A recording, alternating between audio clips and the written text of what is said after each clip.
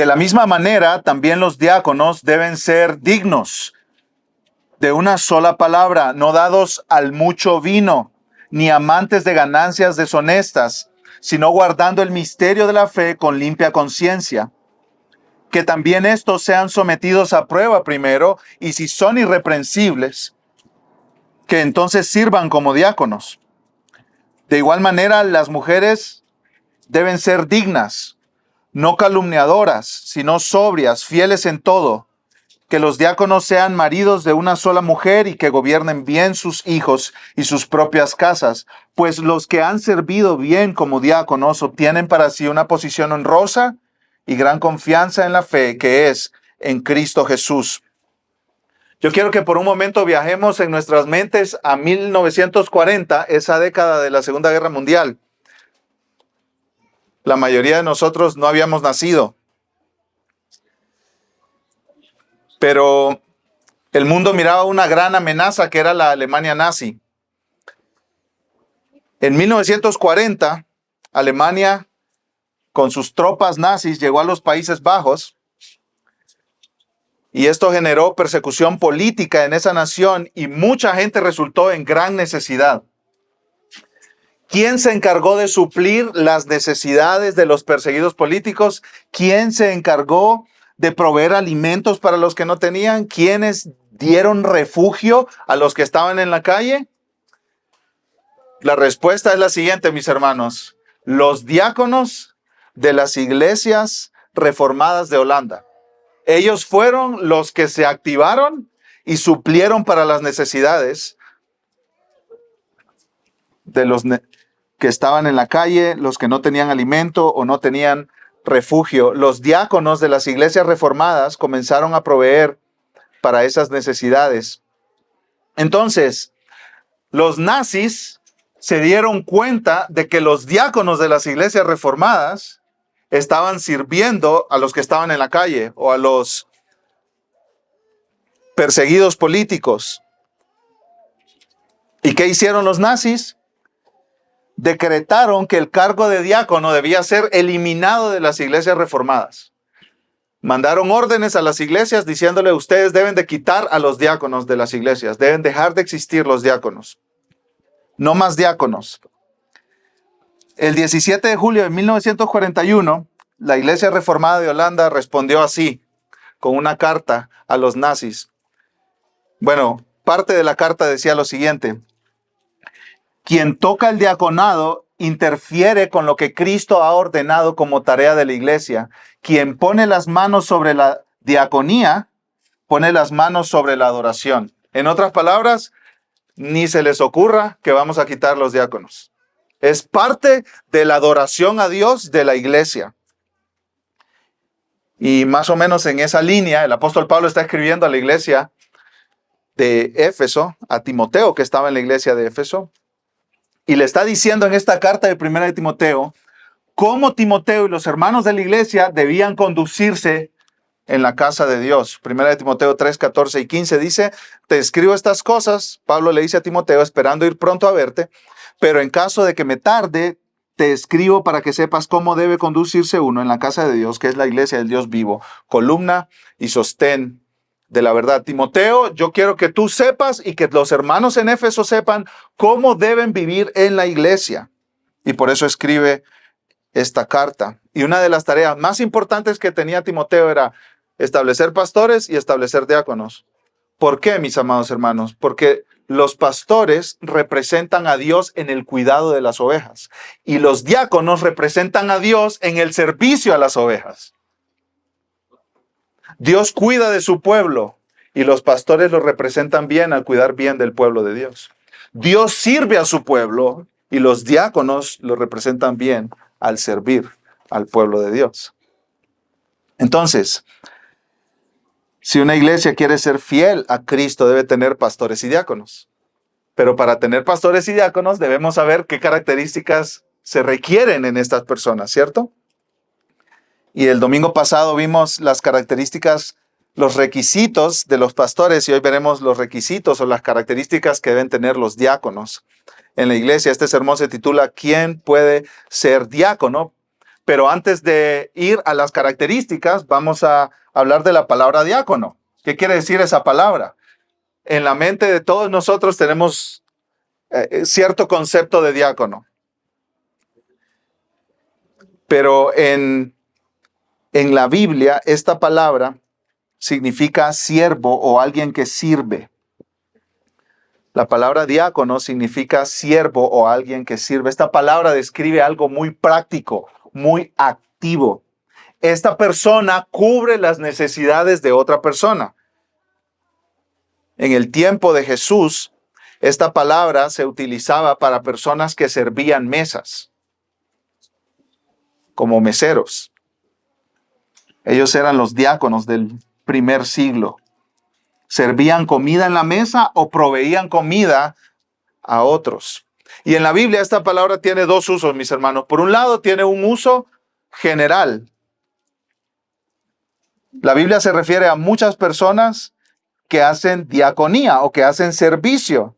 Se dice que los ángeles hacían diaconía de Jesús. Cuando Jesús tuvo la tentación en el desierto, Mateo capítulo 4, los ángeles llegaron y le diaconían, le servían. Incluso Jesús habla de que Él sirve. Se dice que Dios sirve a otros. Se mencionan varias personas como siervos de manera general en la iglesia. Pero también en la Biblia hay un uso oficial a la palabra diácono. Oficial quiere decir que es un cargo en la iglesia, es una posición en la iglesia, es el nombre de ciertas personas que tienen ciertas tareas en la iglesia local. En Filipenses 1:1 encontramos esa palabra de manera oficial y aquí en 1 Timoteo 3 también. Y quizá, creo yo, en Romanos 16, refiriéndose a una mujer llamada Febe que era diaconisa en la iglesia. Ahora, mis amados hermanos, el trabajo de los pastores es importante, ¿cierto? Y el domingo pasado hablamos de eso. Pablo dedica 7 versículos de esta carta a los pastores. Y yo he tenido muchos hombres que se me acercan y me dicen que aspiran al ministerio pastoral, ¿cierto? Quieren el ministerio pastoral. Pero en como 12 años de ministerio pastoral que llevo, no he conocido a nadie que me diga, yo aspiro a diácono. Yo aspiro a ser diácono. Como que es menos glamoroso, ¿cierto? O sea, venir aquí enfrente, pararse y dirigir y liderar y enseñar y todo eso tiene como glamour, ¿cierto? Como una aura ahí especial, ¿no? Pero diácono, ¿en serio? Si dices que eso es servir mesas, pues de mesero la hacen, pues, los que quieren juntar para la universidad, ¿no? Algo así. ¿O quién la hace de mesero?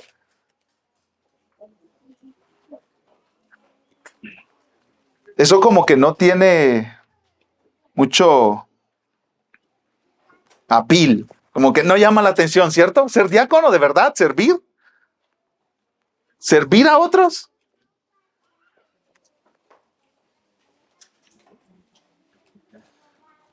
Pero ser diácono es muy honroso y es un trabajo muy digno en la iglesia local. Y Pablo ahora le dedica 6 versículos. En el conteo de palabras es muy similar a los pastores. Entonces, aspirar a ser pastor, eso es muy bueno, hermanos. Pero muchos de ustedes deberían estar aspirando a ser diáconos. Y eso es muy bueno también. Y honra al Señor y representa bien al Señor. Representa bien al Señor. Y el punto es este: mientras los pastores se dedican a la oración, a la palabra, a la enseñanza, al liderazgo, los diáconos se dedican a cubrir las necesidades físicas, materiales y de logística de la iglesia. Ese es el punto. Es como una distribución de tareas. Distribución de tareas para que se lleve adelante el ministerio de la iglesia. ¿Y por qué es tan importante para Dios que hayan diáconos en las iglesias locales? Porque Él es un Dios que sirve, mis hermanos. Él es un Dios que sirve. Quizá eso no te sorprende tanto, pero es porque tu corazón está muy mal. Si eso no te sorprende, tu corazón está torcidísimo. Piensa en esto, el creador de los cielos y de la tierra siendo un siervo. ¿A quién se le ocurre eso? ¿A quién se le ocurre eso? Hay algo en el sonido que hay que corregir, hermanos. ¿A quién se le ocurre? ¿Tú te imaginas a Trump lavando trastes? ¿De verdad? ¿Andaba sirviendo papas ahí en el McDonald's allá en Estados Unidos? Para las cámaras. O sea, ¿de verdad tú te lo imaginas de mesero? Hermanos, la gente más importante tiene un montón de siervos a su disposición. No hacen las tareas más bajas. No hacen las tareas más bajas. Los presidentes, los gerentes generales de grandes empresas, los ricos, los famosos, tienen a todo un equipo que les trabaja para ellos y les sirve. Ahora, imagínate al más grande de todos, a Cristo Jesús, el creador de los cielos y de la tierra. Todas las cosas fueron creadas por Él y para Él, todo viene de Él. Él es el que te está manteniendo vivo en este momento. Él está sosteniendo las pulsaciones de tu corazón, tus pulmones funcionando. Él te está manteniendo vivo, tu sistema nervioso está funcionando ahorita porque Él lo está haciendo funcionar. Él está manteniendo este planeta girando alrededor del sol y girando sobre su eje. Él es el rey del universo, el creador de todo lo que existe. Y Él vino a servir. Jesucristo vino a servir. En el pasaje que leímos de Marcos, Jacobo y Juan le dicen a Jesús que quieren los lugares de mayor prominencia. Jacobo y Juan nos representan a nosotros, ¿cierto? ¿Quién busca los lugares de más abajo? Pues nadie, mis hermanos. Nosotros todos estamos buscando los lugares más altos, de mayor prominencia. En nuestros hogares eso lo demostramos constantemente, ¿cierto? ¿Te pide alguien ayuda cuando estás jugando Nintendo Switch? ¿Qué haces? Mijo, le estoy cambiando el pañal a tu hermanito, por favor, ven. Ay, sí. Volteas los ojos de volada, ¿cierto? ¿O no? No, los chiquillos aquí son, pero súper geniales. Los adultos, esposos, están viendo la final del Monterrey América. La esposa dice, el chiquillo tiró toda la leche. Y yo estoy ayudando con los otros. ¿Puedes ayudarme? ¿De verdad tú crees que el esposo va a estar súper feliz? ¡Súper feliz! Ahí en la jugada donde está, ahí casi el gol. Claro, mi amor, por supuesto, yo estoy aquí para servirte.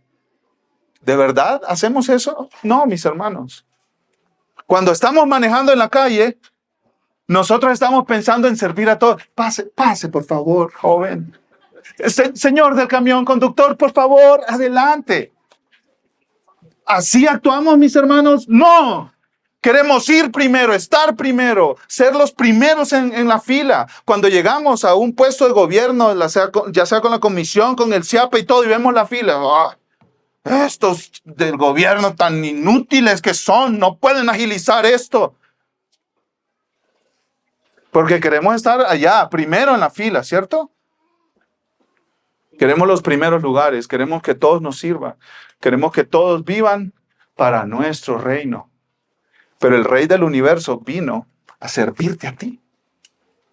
¿Y cómo te sirvió el Rey del universo? Ahí en Marcos, en el pasaje que leímos hace un momento, dice que Jesús vino a servir y dar su vida en rescate por muchos. O sea, el servicio que te dio era el que tú más necesitabas. Dio su vida en la cruz para pagar por tus pecados. ¿Tú te das cuenta de eso? El ofendido vino a rescatar a sus enemigos.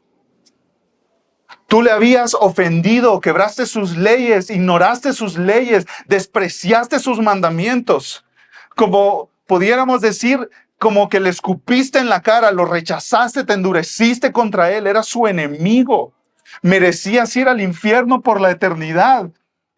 Y Él dio su vida por ti. En el mayor acto de servicio que alguien se pueda imaginar.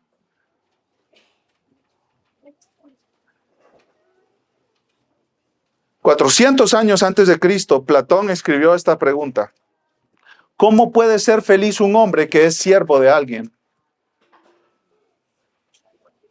400 años antes de Cristo.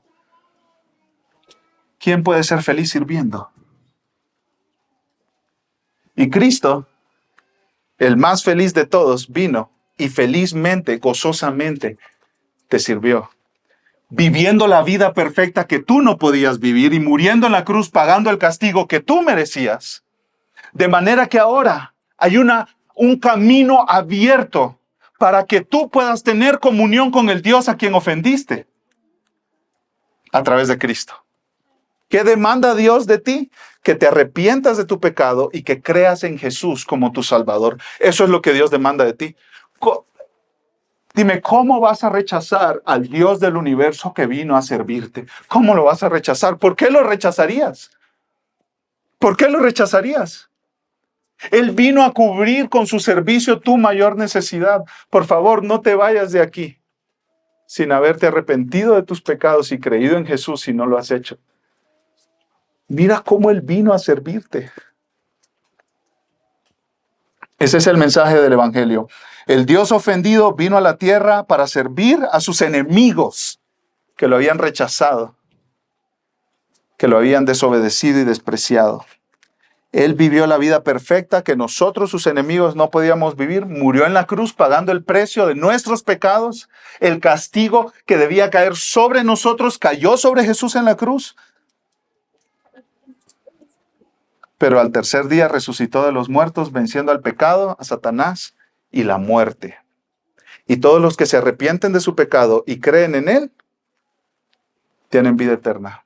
Una relación, una comunión sin interrupciones con su Creador, el Dios de los cielos y de la tierra. Dime qué mejores noticias que eso, que el Dios del universo vino a servirnos.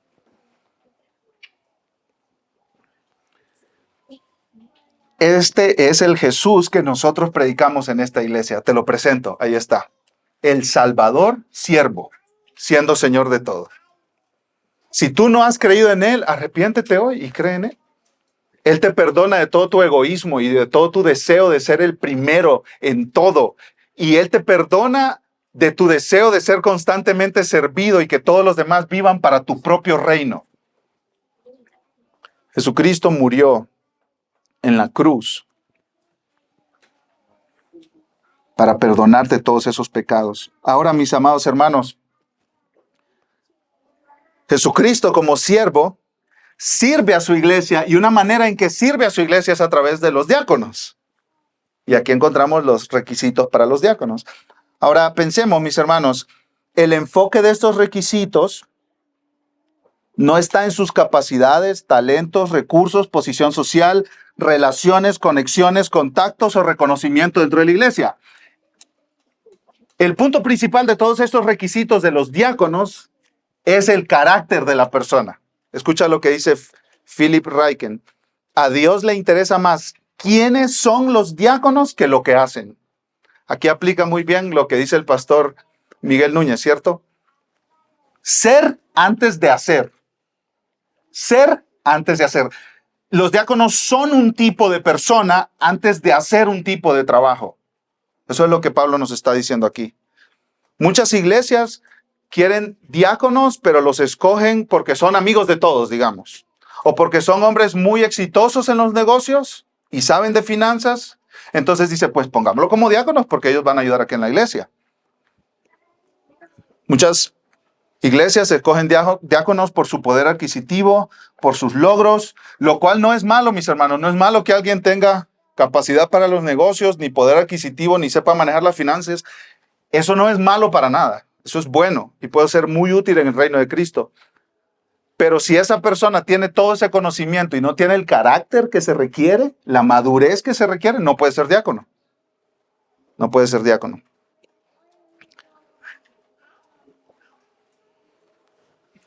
Dice un escritor que no puedo pronunciar su apellido. Matt, digámosle Matt. Si deseas encontrar un diácono calificado, No mire su garaje para ver cuántas herramientas tiene. No mire su portafolio financiero para ver cuántas inversiones tiene. No mires su empresa para ver cuántos empleados tiene. Mira primero su actitud, su carácter, su vida. ¿Está dispuesto a escuchar o quiere ser escuchado? ¿Es humilde y flexible o siempre insiste en salirse con la suya? ¿Desea tener un estatus o anhela servir? Con eso en mente, mis hermanos, vamos a ver las características de los diáconos. Y la primera característica es la misma que vimos de los pastores. Tiene que ser una persona transformada por el Evangelio. Tiene que ser una persona transformada por el Evangelio. Tiene que ser un cristiano. Obvio, ¿verdad? Daniel, te damos premio Nobel de literatura. ¿Qué onda? Estamos hablando de diáconos para la iglesia. Obvio que tienen que ser cristianos. Hermanos, yo he visto de primera mano las tragedias que llegan a las iglesias porque ponen diáconos que ni tan siquiera son creyentes.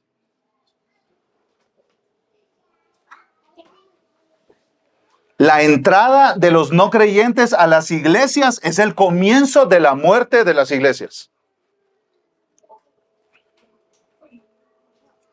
Si nosotros queremos proteger a nuestra amada iglesia, debemos asegurarnos que los diáconos sean convertidos al Evangelio, den fruto de arrepentimiento y de que han creído en Cristo. Mire por un momento, por favor, conmigo, Hechos capítulo 6. Aquí no se menciona específicamente la palabra diácono, pero sí se menciona el verbo servicio. Y muchos comentaristas, predicadores, estudiosos de la Biblia dicen que Hechos 6 es como donde comenzó el oficio de los diáconos.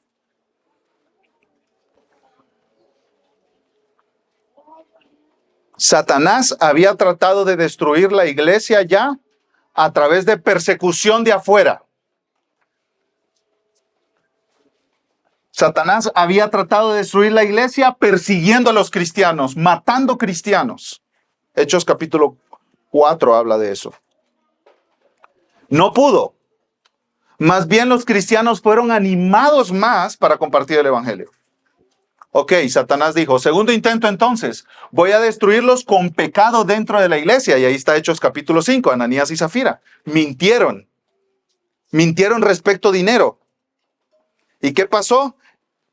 El Espíritu Santo de Dios los mató en ese momento, a los dos, por mentirosos.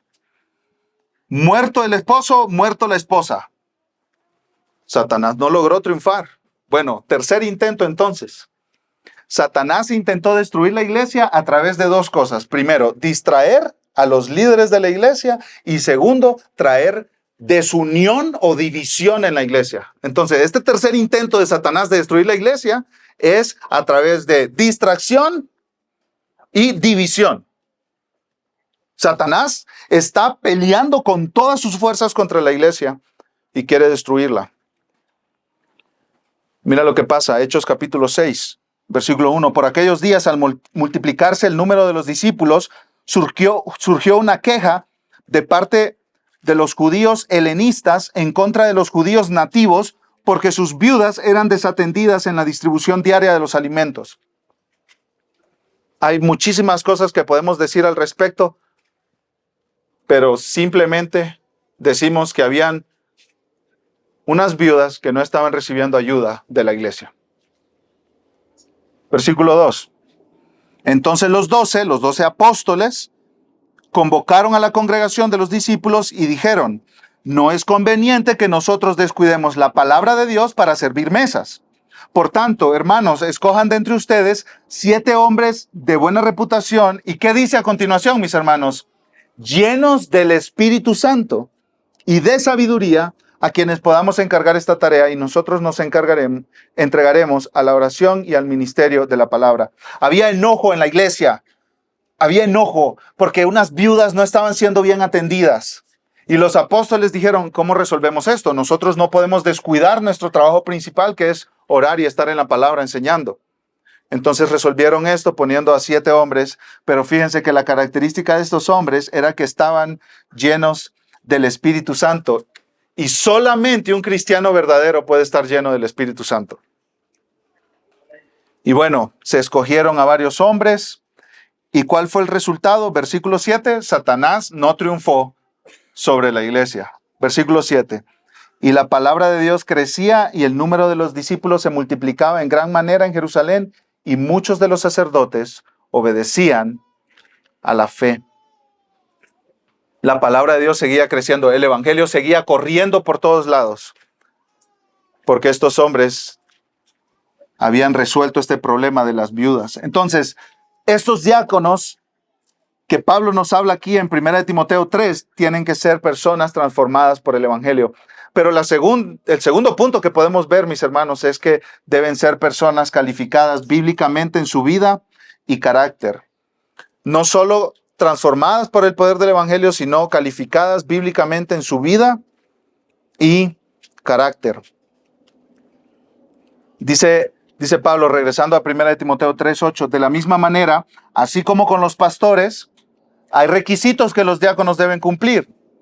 Los diáconos deben ser dignos.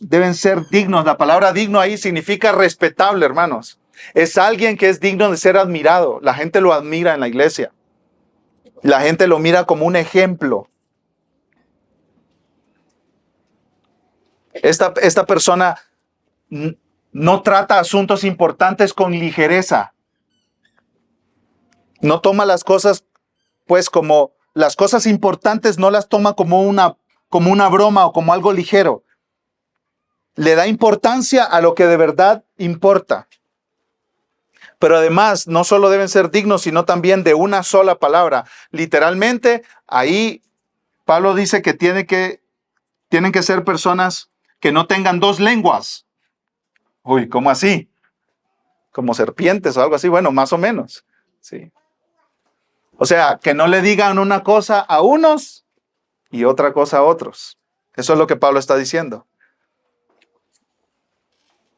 Algunas personas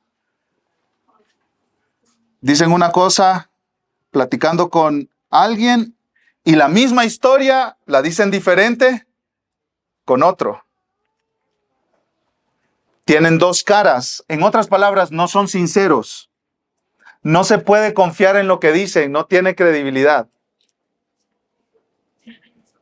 Dice un comentarista, William Mounts, los diáconos deben ser el tipo de persona que tienen mucho cuidado con su lengua, no diciendo lo que no deben y siendo fieles a la verdad en su hablar.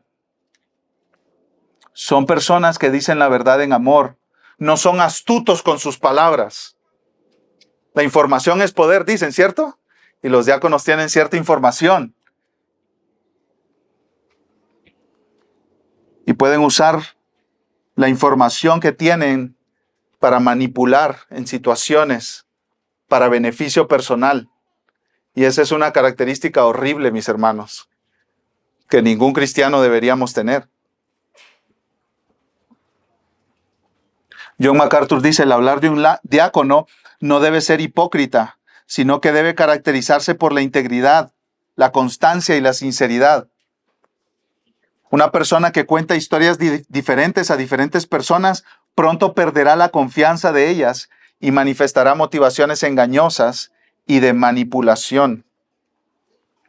Pero hay otra característica que Pablo menciona aquí, es que estas personas no pueden ser dados al mucho vino, no pueden ser aficionadas del vino, así como con los pastores. Sí. ¿Es esta persona conocida como un bebedor? Se sabe todas las promociones del Soriana, del Sams, te puede decir todos los nombres de las bebidas, las mezclas, anda pero súper abusado, ¿verdad? Y ya 2 meses antes de las Navidades, y él ya tiene sus compras, pues porque estaban 2x1, 3x2, 4x3. Y quizá esa persona dice, no, yo no me emborracho. Pero usted es como el aficionado de las Chivas, que se sabe los nombres del delantero, que se sabe los nombres del defensa,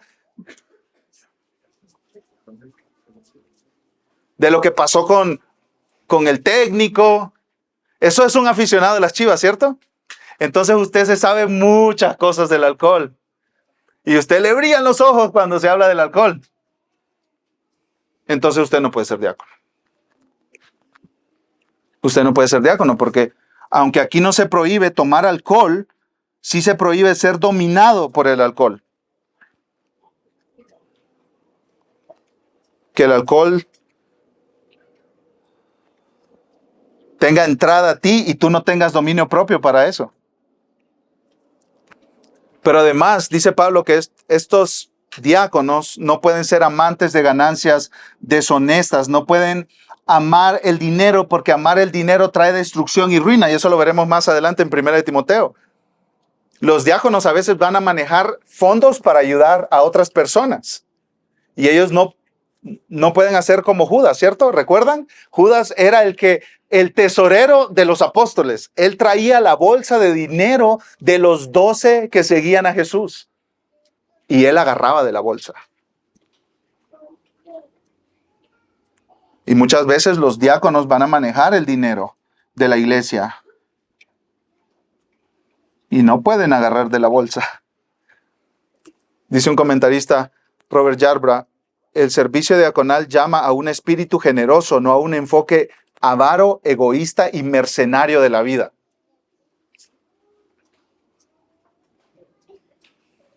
Muchas personas han llegado a ser ricas porque son codos, son tacaños. ¿Cierto? Hay muchos que llegan a tener dinero porque, híjole, o sea, un peso no se les saca. ¿Cierto? Y ellos no pueden ser diáconos, porque los diáconos deben tener un corazón generoso. Imagínense ustedes que se acabó el fondo de benevolencia de la iglesia y llega a los oídos de los diáconos que hay una necesidad.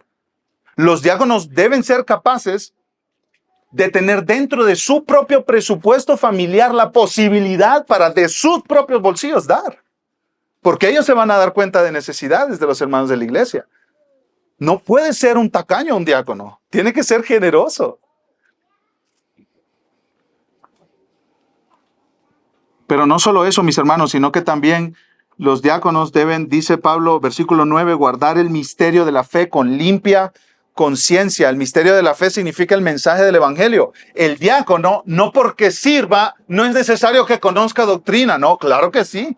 Pablo dice aquí que debe conocer doctrina, debe conocer el misterio de la fe. O sea, debe saber explicar qué es el evangelio.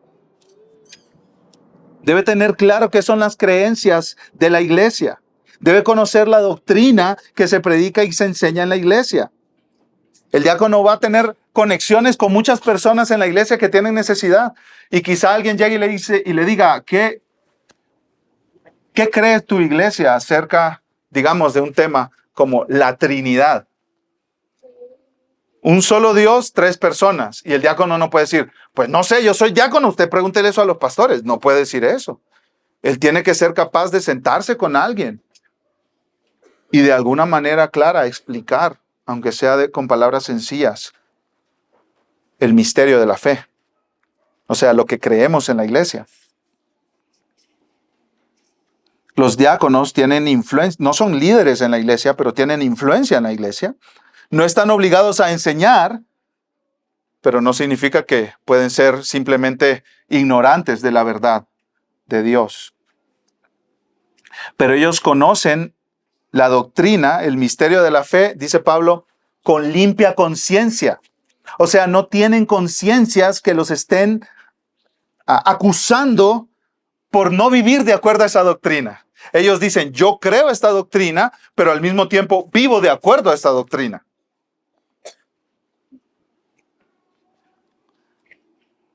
Y aquí, mis hermanos, vamos a saltarnos al versículo 11, que tenemos un aprieto ahí, un aprieto de interpretación bíblica.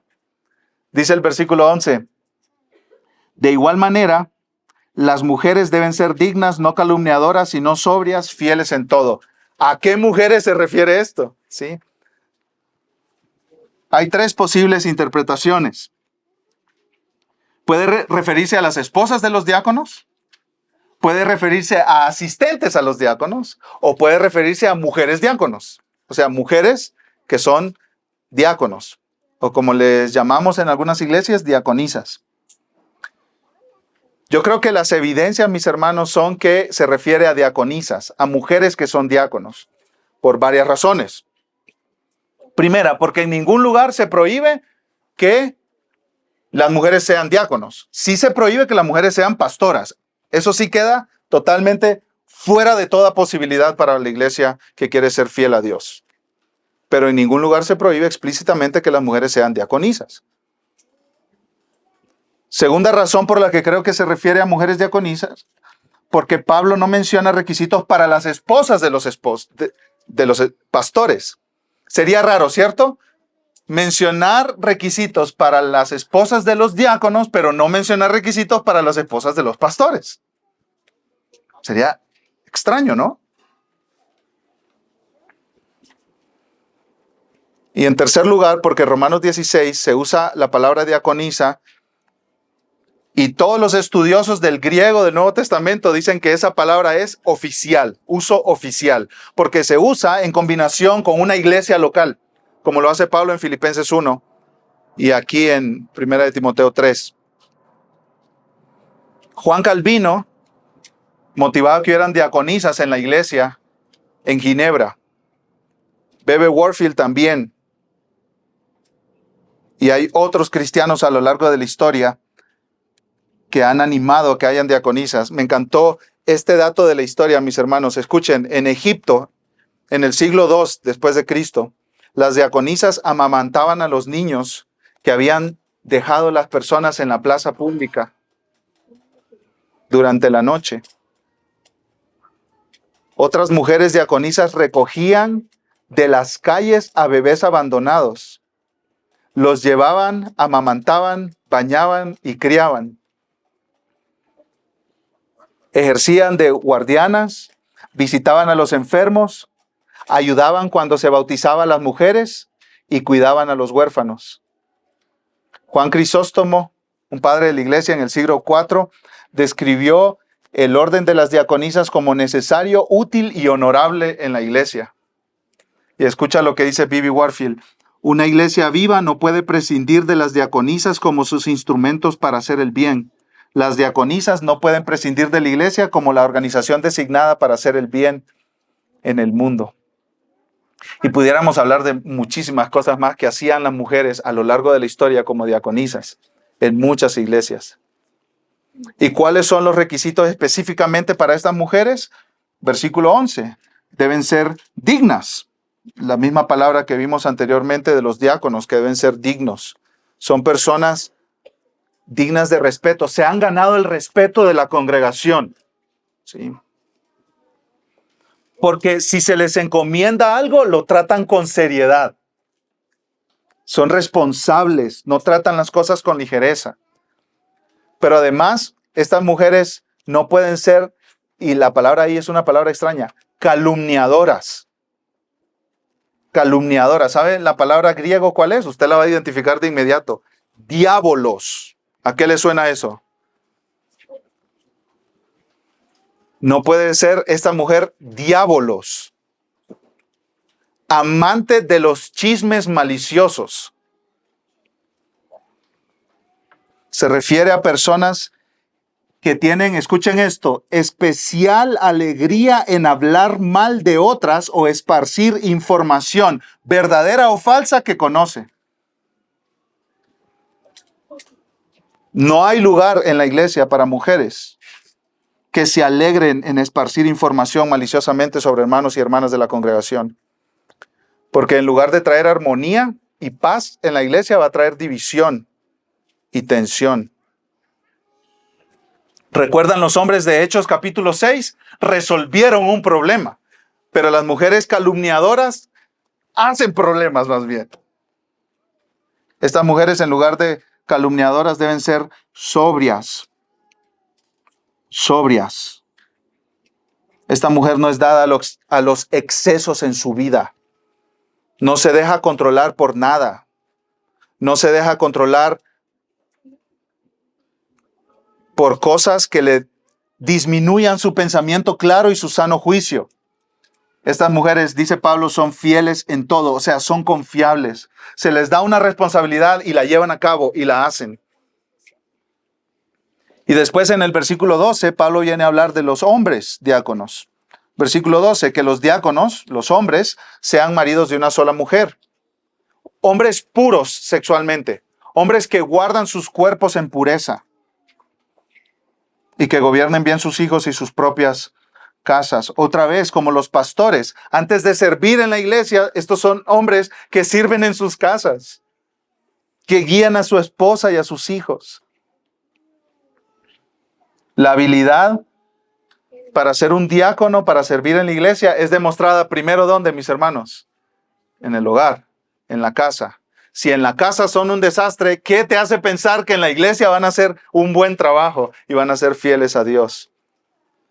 Imposible. Ahora, hemos hablado de que una persona para ser diácono debe ser transformada por el Evangelio, calificada bíblicamente en su vida y carácter. En tercer lugar, esta persona ha pasado por un tiempo de prueba. Versículo 10, regresemos al versículo 10, dice que también estos sean sometidos a prueba primero, y si son irreprensibles, que entonces sirvan como diáconos. Tienen que examinarlos, tienen que ver si su vida se ajusta a la doctrina que ellos dicen creer. Tienen que examinar su corazón si está buscando oportunidades de servir. El punto, hermanos, no es que los pastores sí son importantes y a ellos sí los vamos a examinar. Y los diáconos, pues no, ellos solo nada más sirven. No, mis hermanos.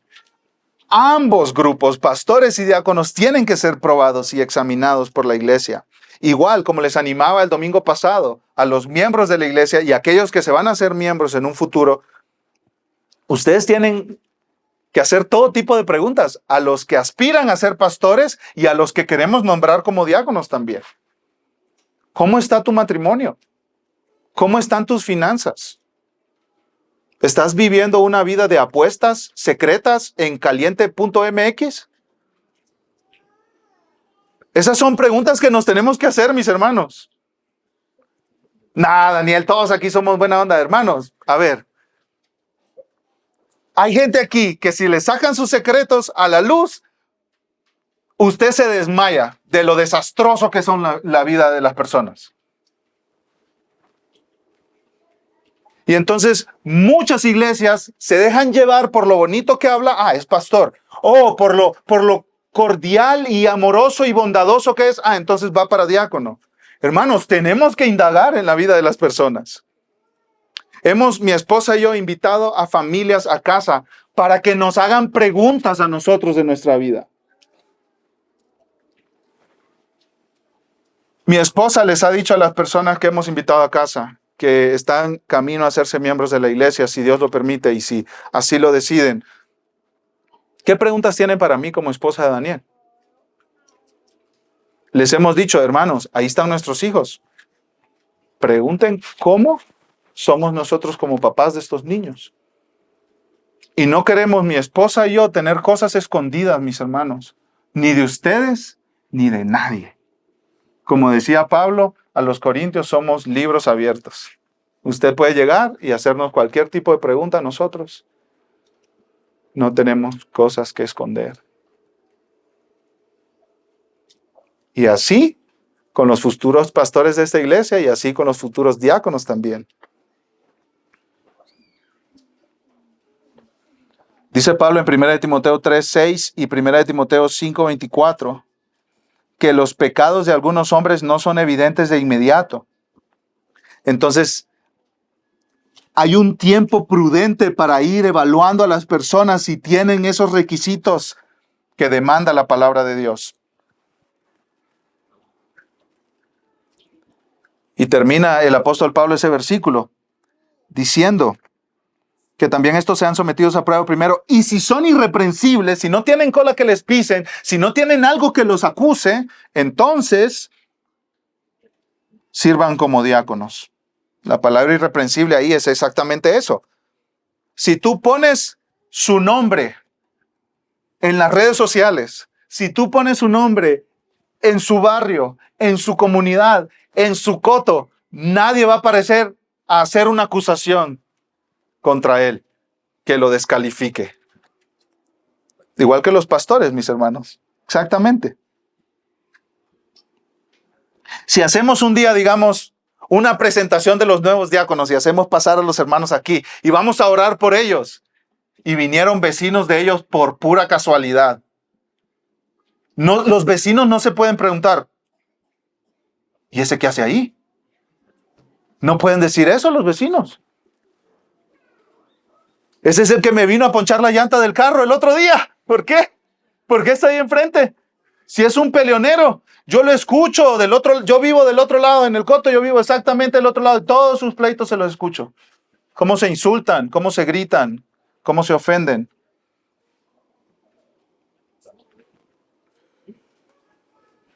No pueden levantarse acusaciones contra ellos, mis amados hermanos. Dijimos que tiene que ser una persona transformada por el Evangelio, una persona que califica bíblicamente en su vida y carácter, una persona que ha pasado por un tiempo de prueba. Y por último, igual que con los pastores, una persona que esté involucrada en la iglesia local. Yo he visto diáconos en la iglesia que no van a las reuniones de la iglesia local, pero cuando hay una reunión de miembros, ahí aparecen para hacer algún tipo de votación o algo. Y uno dice, hasta se me había olvidado que este hombre existía. Y viene acá a tomar decisiones de la iglesia que él no conoce. ¿Cómo funciona eso? Pablo da estas instrucciones a una iglesia local, mis amados hermanos. Entonces estos diáconos son personas que están sirviendo a la iglesia local, constantemente metidas en la vida de la iglesia local. Y hay una recompensa para estos diáconos. Mira, muchos pueden menospreciar el ser diácono y exaltar el ser pastores, pero hay una recompensa. Pablo lo menciona, versículo 13. Pues los que han servido bien como diáconos obtienen para sí una posición honrosa y gran confianza en la fe, que es en Cristo Jesús. Aquí hay dos recompensas para los diáconos fieles. Primero, dice que los que sirven bien como diáconos obtienen para sí una posición honrosa. En otras palabras, al servir desde lo más bajo, Dios los eleva y la gente de la congregación los admira. Tienen una recompensa, podemos decir, horizontal. Son honrados por la iglesia. Pero Pablo dice que hay una segunda recompensa y esta viene de arriba, verticalmente, de Dios. Y gran confianza en la fe que es en Cristo Jesús. Cristo Jesús los recompensará. ¿Con qué? Con más responsabilidades y con más privilegios. Dice otra vez el Matt, que no le puedo decir el apellido. Pablo sabe que el diaconado no es para los débiles de corazón. Gran parte es un trabajo poco apreciado, no es un trabajo de escenario. ¿Qué mantendrá al diácono en medio del agotamiento y el desánimo? Una promesa. Obtienen para sí una posición honrosa y gran confianza en la fe que es en Cristo Jesús. Un diácono fiel, dice este hermano, recibirá dos regalos en gran medida, respeto y valor. El primero llega horizontalmente de parte de la iglesia y el otro desciende verticalmente de parte de Dios.